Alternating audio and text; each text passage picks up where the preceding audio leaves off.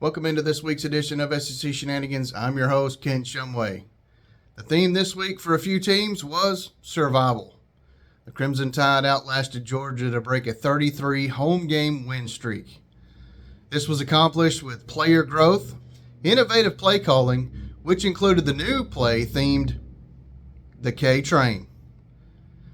Take nothing away from Georgia, they were never really completely out of this game until the last minute and 50-ish seconds, and after Ellis Robinson's impression of Sanka from Cool Runnings.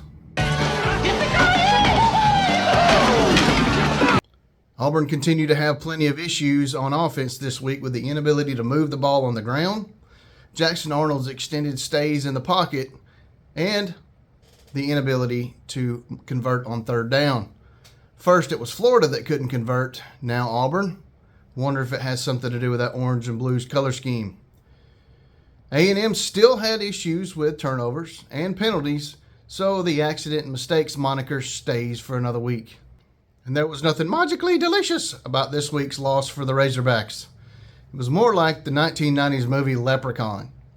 Even though Arkansas got on the scoreboard first, it didn't take long for Notre Dame to leave them on the losing side of the rainbow. This loss was what it took to finally remove Sam Pittman from the head coach's spot, with Bobby Petrino riding into the interim spot. What a difference a year can make. Yes, that's right, the team that seemed to be the worst in the SEC last year is among the top this year. In a game that was visually confusing, Tennessee is pushed yet again to overtime in order to survive Mississippi State. The Bulldogs wore their white uniforms that are generally reserved for away games, and the Vols wore their signature orange uniforms. There was apparently supposed to be a whiteout in Clanger Country, but only the players got that memo, as there was enough maroon to negate a whiteout attempt. But the game day crew got that memo. And it was the battle of the Montagues and the Capulets. Star-crossed affections, a romance straight from the pages of Fansville. Nothing screams sexy like projectile vomiting on national television. The Betty Crocker of college football and the Rebels have a new tiger skin rug to take back to the castle.